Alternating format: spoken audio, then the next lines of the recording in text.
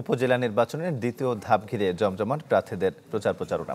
এ বিষয়ে আরো খবর জানাতে কুমিল্লা থেকে আমাদের সঙ্গে সরাসরি যুক্ত হচ্ছেন জাহিদুর রহমান। জাহিদ।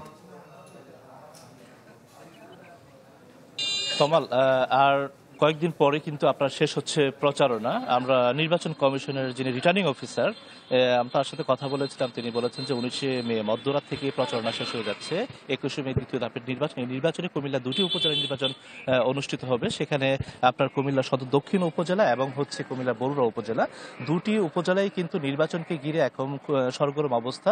বিশেষ করে আপনার এখানকার প্রার্থীদের যে পাল্টাপাল্টি বক্তব্য, সেটাকেও কিন্তু উত্তপ্ত হয়ে উঠেছে এখানকার নির্বাচনী পরিবেশ। তবে এখানকার ভোটাররা কিন্তু চাচ্ছেন যে শান্তিপূর্ণ পরিবেশে অবাধ যেন নির্বাচন হয়। এবারে নির্বাচনে কিন্তু কিছুটা ভিন্নতাও রয়েছে। আগে যেমন দেখা যেত যে সাদা কালো পোস্টার ছাপানো হতো, এবার কিন্তু আমরা দেখতে পাচ্ছি যে এই নির্বাচন কমিশনের বিধি অনুসারে রঙিন পোস্টারও কিন্তু আপনার টানানো হয়েছে যেখানে নির্বাচনী এলাকা জুড়ে। তো সকালে আমরা এসেছিলাম কুমিল্লা সদর দক্ষিণ উপজেলায়। সেখানে আমরা দেখেছি যে এখানকার যারা প্রার্থী রয়েছেন তাদের সাথে মত বিনিময় করেছেন এবং যে পাল্টাপাল্টি উত্তাপ ছড়াচ্ছিল তাদের কথার মধ্যে প্রার্থীদেরকে সতর্ক করেছে স্থানীয় প্রশাসন এবং রিটার্নিং কর্মকর্তা। তারা বলছেন যে আপনার নির্বাচনের পরিবেশ যেন সুষ্ঠু এবং শান্তিপূর্ণভাবে সম্পন্ন হয়, সে লক্ষ্যে কাজ করার জন্য প্রত্যেককে নির্দেশনা দেওয়া হয়েছে। এবং পাশাপাশি প্রিজাইডিং অফিসার যারা নির্বাচনে দায়িত্ব পালন করবেন তাদের সাথেও কিন্তু আপনার মত বিনিময় সভা করেছে স্থানীয় প্রশাসন। সেখানে জেলা প্রশাসক, রিটার্নিং অফিসার এবং অতিরিক্ত পুলিশ সুপার সহ যারা ছিলেন তারা প্রত্যেকে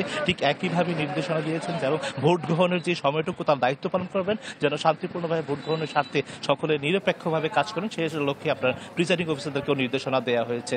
সবকিছু মিলিয়ে বলা যায় যে এখন পর্যন্ত পরিবেশ শান্ত রয়েছে। এখন দেখার অপেক্ষা আগামী 21শে মে দ্বিতীয় ধাপের উপজেলা নির্বাচন। তো এই ছিল কুমিল্লা থেকে সর্বশেষ তমাল। কুমিল্লা থেকে আমাদের সঙ্গে যুক্ত হয়েছিলেন জাহিদুর রহমান।